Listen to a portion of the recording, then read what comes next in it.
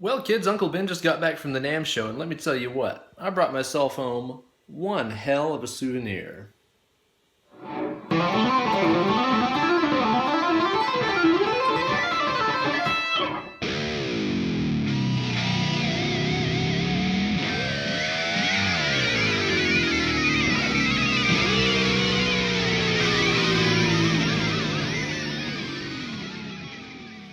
Hey kids, and welcome to a brand new installment of Weekend Wankshop, here with your bestest bud, Uncle Ben. I just flew back from the NAMM show in Los Angeles, and boy are my arms tired. Also, my ears are very tired from hearing the constant din of slap bass and cymbals and horns and all the other general noise pollution that occurs at NAMM every year. I had a great time and got to see a lot of my friends and fellow musicians and perform at the Stir Artist event with my main man Andy Wood. I also got to meet a whole bunch of you psychomaniacs while I was out there too, which is always a cool thing. One of the coolest things for me about NAMM this year, though, is that the awesome people at Aristides commissioned me to do one of their 070 guitars here in my signature Fallout finish to use as sort of a showcase guitar for their booth. And man, did it ever turn out sweet. I'm absolutely in love, and now it's all mine. I named this guitar Max because of how much I love the 2015 Mad Max Fury Road flick. It just kind of also looks like something that could have been in that movie, just a real post-apocalyptic kind of vibe to it. And because I know people are going to be asking, this beast has custom pickups made by Instrumental Pickups in Utah. This is the Decomp HS set, and it sounds pretty much astounding. I don't know what they're doing over there at Instrumental to make the pickups so good, but holy cow, is it ever working. Really awesome pickups. So in celebration of my new guitar, I figured that I would show you guys a cool new lick that you can use to spice up your playing and add a little bit of the apocalypse to whatever solo it is that you're working on. Before we get into it, let's hear it again at stepdad speed.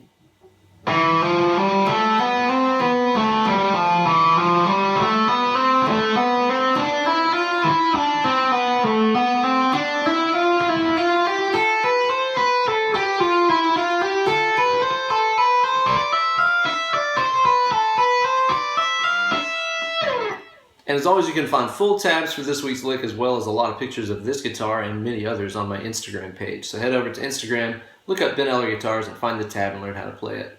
Also be sure to subscribe to me on there and follow my antics and shenanigans.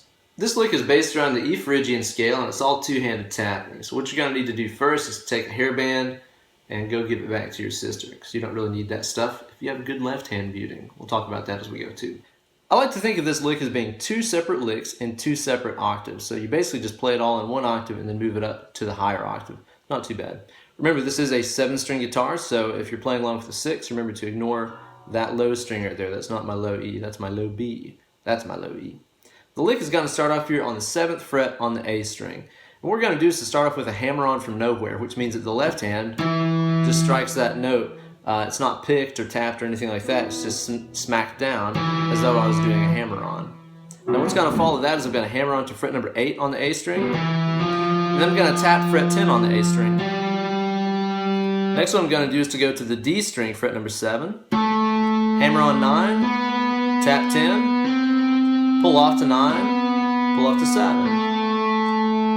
7. So far we got.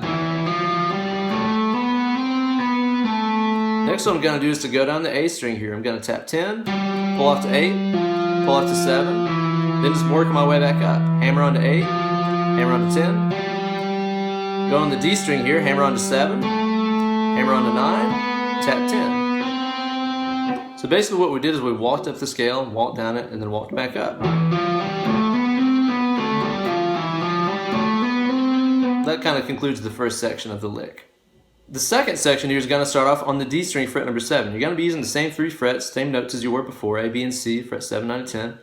And we're going to play the same kind of idea of walking up, walking down, walking up. Now it's just going to involve some different notes. So I'm going to play fret 7 on the D string here with the left hand hammer on to 9, tap 10. On the G string here I'm going to hammer on to 7, hammer on to 9, tap 10, pull off to 9, pull off to 7. Go down the D string now, 10, 9, 7, back up, 9, 10, and then walk up that G string, 7, 9, 10. So it's the same concept of what we did on the first part, just using these 2 strings and their 7, 9, 10 sort of patterns. And like I said, the next section of the lick is the exact same stuff, just repeated in a higher octave, like this. So coming off of that last lick, the last thing that you'll hit is this 10th fret that you just tapped onto the G string. Use this as an opportunity to scoot your hand up to where you're pulling off to the 9 with your pointer finger. In other words, before the ring finger was playing the 9, like that, you're going to use this as an opportunity to sneak up with your pointer finger. This starts the next section of the lick. Now what we're going to do here is we're going to play, we just pulled off to that 9, hammer on 10, tap 12. On the B string here, we're going to hammer on 10, 12, tap 13, then just walk down all that stuff. So pull off to 12, pull off to 10, tap the 12th G, pull off to 10, pull off to 9, then work your way back up. Hammer on to 10, hammer on to 12, hammer on to 10th B, hammer on to 12, hammer on to 13. So that turns out like this. And then the very last section of the lick will start off on the B string fret 10 with a left hand hammer on to 12, tap 13, hammer on to the 10th E, hammer on to 12, tap on 13, go down the scale, so pull off to 12, pull off to 10, tap 13 on the B, pull off to 12, pull off to 10, work your way back up, 12, hammer on 13, left hand hammer on 10th E, 12, 13, and then the very last note I end on is the 12th fret high E with a little slide down. That would resolve nicely against an E or an E minor chord or whatever. So all together slowly, we had our first set that started off there on the 7th fret A string.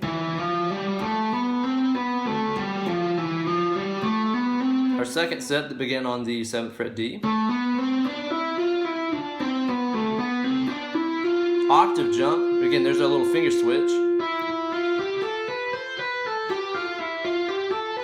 And then the very last set that starts on the 10th fret B. Tasty.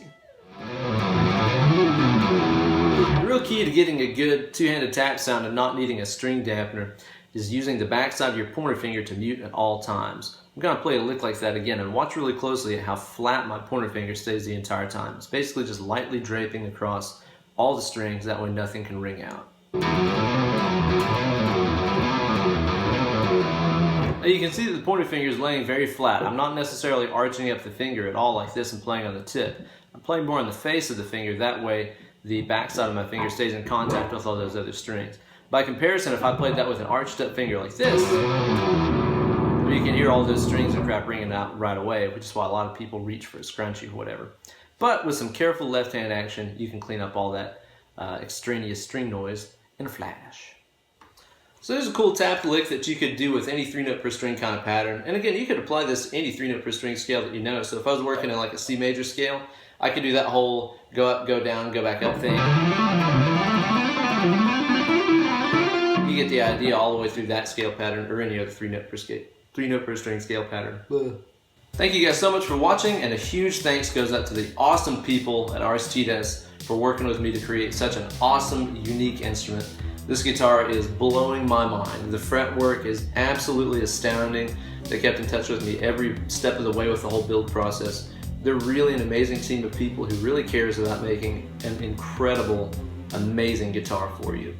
Be sure to follow Aristides on Instagram for pictures of all their amazing guitars that they're building, and be sure to visit their website, aristidesinstruments.com, to check out what all they've got. They've got a couple of different models of 6 strings and 7 strings and 8 strings. They've got standard fret, they've got fan fret, they've got a little bit of everything for you to check out, something for everybody. They've even got a 5-string bass that looks extremely sick. And also be sure to follow Ethan over at Instrumental Pickups, who created these awesome pickups for the guitar, over on Instagram. He makes some really amazing stuff, so be sure to follow him and drop him a line if you're interested in having some pickups made. Stay tuned for some cool high quality clips of this guy coming up soon too. It really does sound absolutely incredible. Thanks again so much, you guys, and also if you're interested in snagging some one-on-one lessons with me, be sure to drop me an email, BenEllerGuitars@gmail.com. We'll talk rates and times and all that other good stuff and get you learned up.